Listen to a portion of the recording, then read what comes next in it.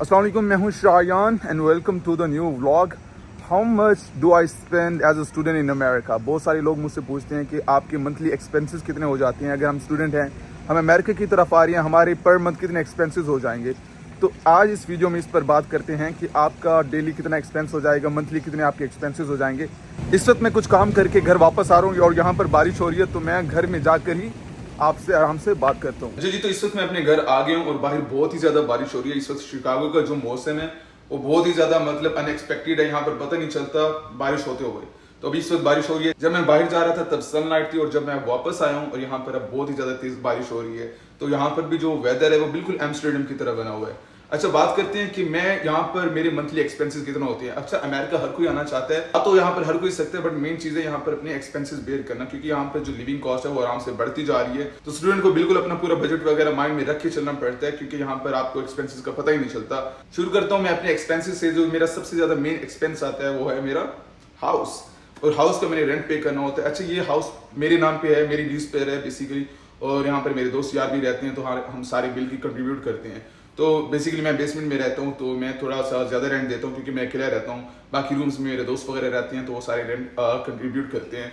तो अगर आप शेयर्ड में रह रहे हैं, अगर आप अमेरिका में आते हैं और आप अपने दोस्तों के साथ रहते हैं, तब आपको थोड़ा सा रेंट कम पड़ जाएगा। आप ये करते हैं कि एक बंदे को $500 तक पड़ जाता है। मैं अगर अकेला रह रहा हूँ तो मैं अगर फॉर एग्जाम्पल 1 बेडरूम अपार्टमेंट ले लेता हूँ अपने लिए, तो वो मुझे अमेरिका में $1200 से $1500 पर मंथ का पड़ेगा।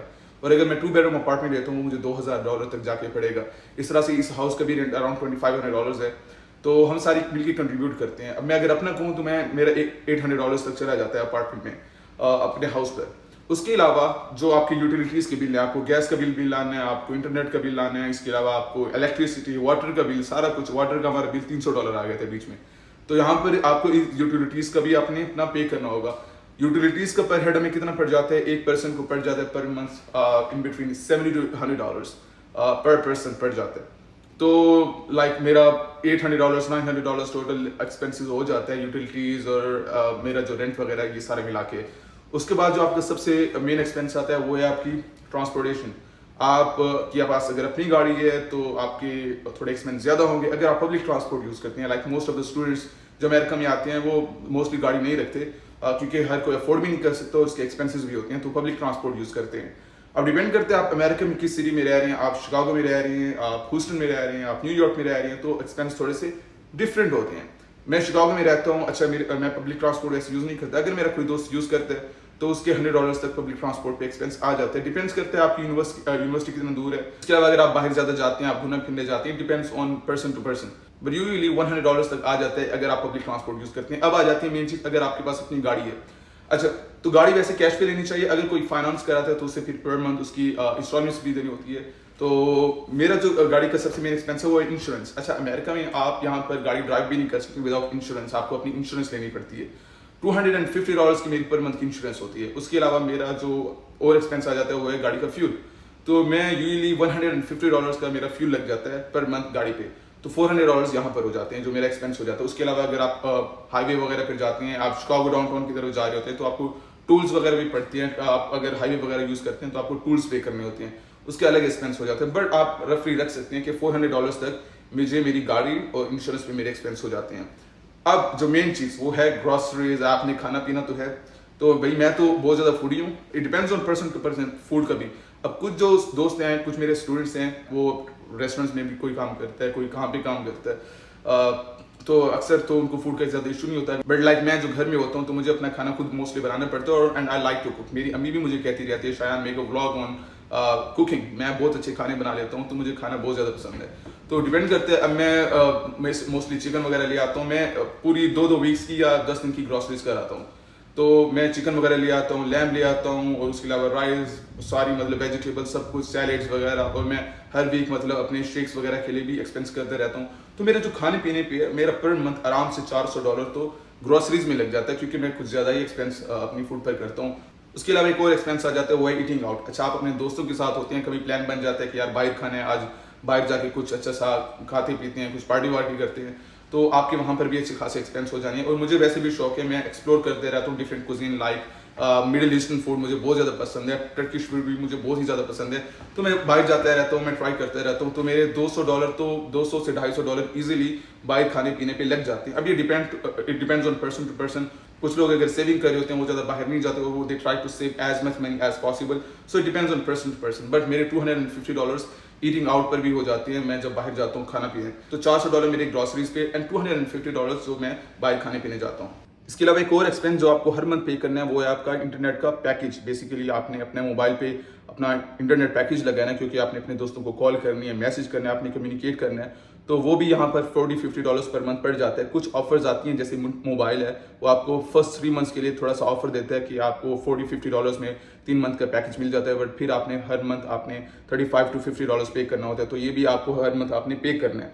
उसके अलावा आपकी आ जाती है कॉलेज की फ़ी या आपने यूनिवर्सिटी की फ़ी। अब it depends on person to person. आपको घर से फी आ रही है तो मैं कहता हूँ वो तो बेस्ट है, माशाल्लाह आपको यहाँ पर स्ट्रगल नहीं करना पड़ेगा, या आपके लिए बेस्ट चीज़ है। अगर आप खुद ही अपने आप को लेकर चल रहे हैं तो it depends on university to university.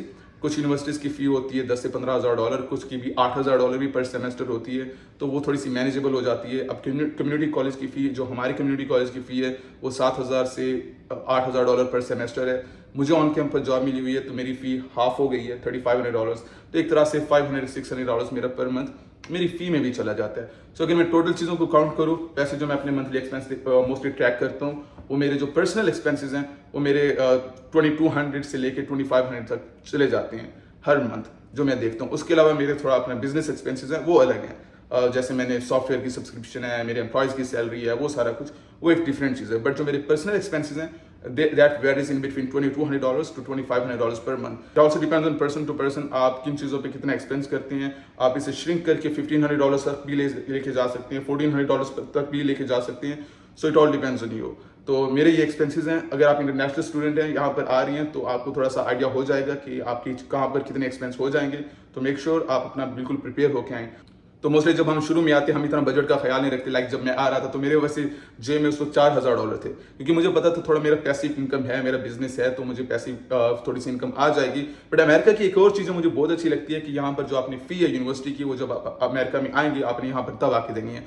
तो पाकिस्तान तक तो मेरा कोई खास एक्सपेंस होता नहीं है, वीज़ा लगने तक तो आपका कोई खास एक्सपेंस होता नहीं है। यहाँ पर आती हैं आप आके अपनी यूनिवर्सिटी या कॉलेज की फ़ी देते हैं, तो यहाँ पर आके भी आपके पास काफ़ी ऑप्शन हो जाते हैं। आप किसी सस्ती यूनिवर्सिटी में भी ट्रांसफर ले सकते हैं, आप कम्युनिटी कॉलेज में ट्रांसफर ले सकते हैं, आप एक सेमेस्टर ESL पढ़ सकते हैं, इसकी पर सेमेस्टर फी $3,000-4,000 तक ही होती है। तो यहाँ पर जब आप आते हैं फिर उसके आप इंस्टॉलमेंट्स भी करा सकते हैं। Depends on university to university, depends on college to college. But यहाँ पर थोड़े से वेज होते हैं कि आप अपने एक्सपेंसेस को मिनिमाइज भी कर सकते हैं और आप बहुत कम पैसे में अमेरिका में पढ़ सकते हैं। आई होप कि आपको इस वीडियो में बहुत कुछ सीखने को मिला होगा। And if you have any question regarding studying in USA कि आप किस तरह से कम पैसे में अमेरिका में पढ़ सकते हैं, and if you need my help regarding your process, then you can book 1-on-1 session with me, जिसका लिंक डिस्क्रिप्शन में भी दिया गया है, या आप हमारी कंसल्टेंसी पेज पर भी मैसेज कर सकते हैं, क्योंकि हमारे बहुत सारे स्टूडेंट्स का इस इनटेक में वीजा अप्रूव भी हुआ है।